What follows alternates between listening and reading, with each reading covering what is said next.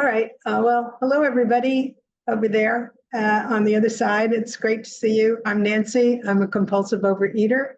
I weigh and measure my 3 meals a day from the gray sheet. I write them down in my book every night, call them into my sponsor every morning on time. I don't eat anything in between, and abstinence is the most important thing in my life without exception. Without it, I got nothing. So I have to tell you all that a week from tonight, I'm going to be on a plane coming to Ireland, and I'm so excited.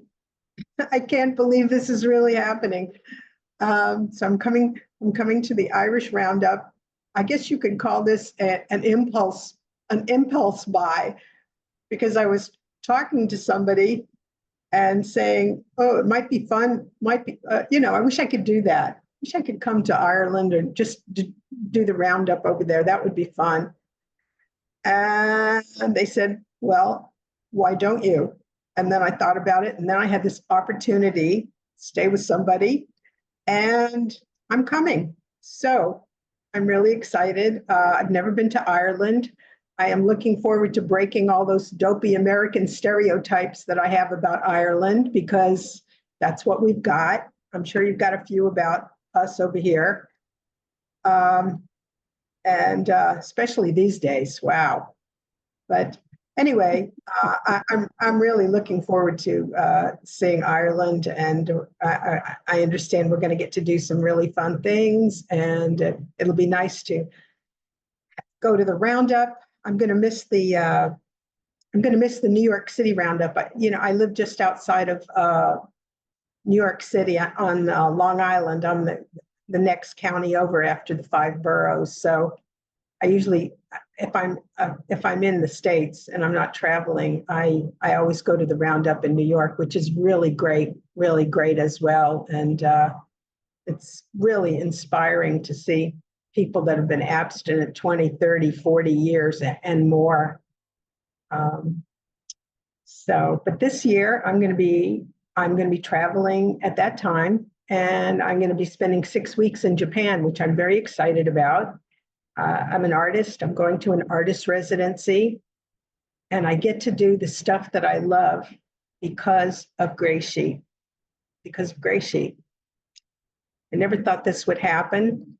It's amazing what happens when you put your food on the scale 3 times a day and everything straightens out. Somehow everything straightens out.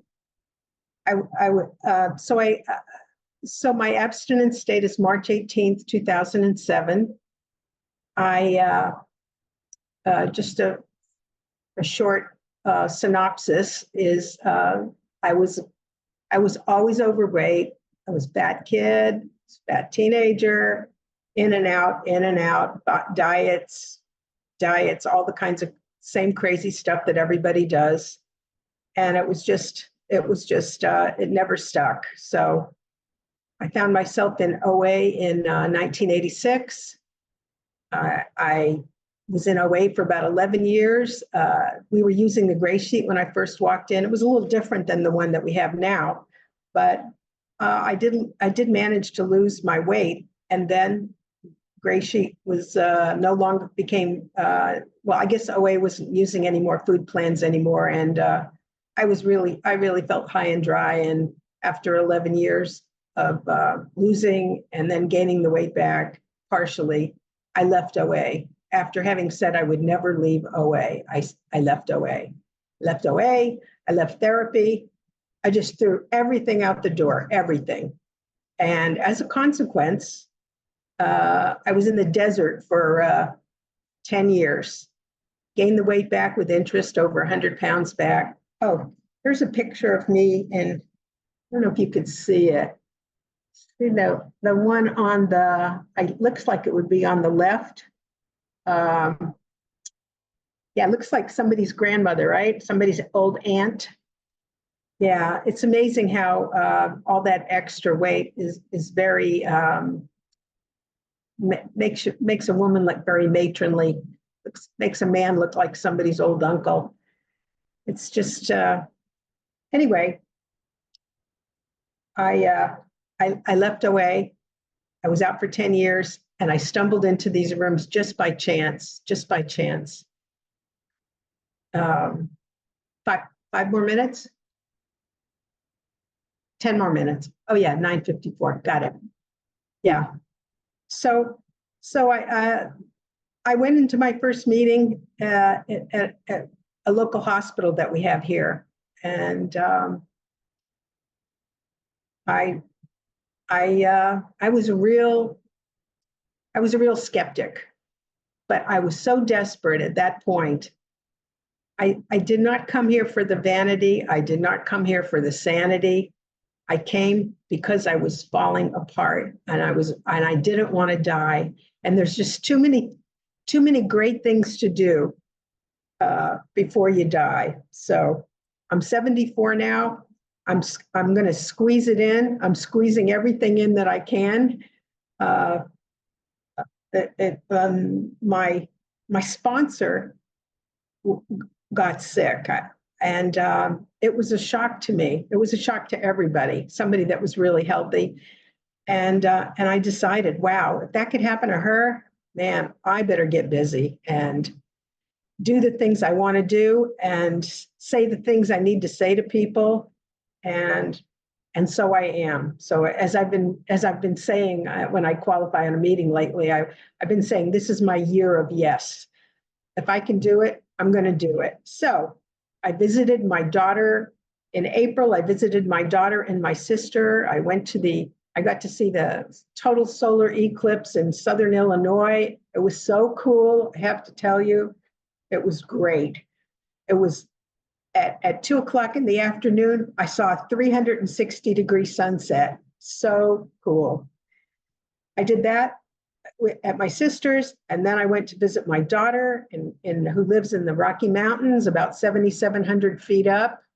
I don't know how many meters that is, about 3,000 meters maybe.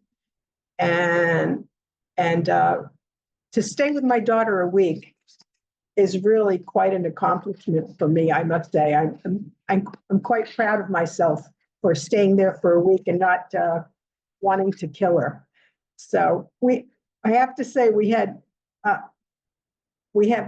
25 years of a really bad relationship. It was when I was, I'm sorry to say that when I was raising her, for the most part, I was a food addict. I am a food addict, and I was in my disease then. So I did a lot of things wrong that I wish I could fix, but as they say in the meetings, give up all hope of a better past, right? So because of attending an AWOL a bunch of years ago, I was able to make my amends after that. That was part of the AWOL. You start out, when you get to steps 8 and 9, you have that list going on.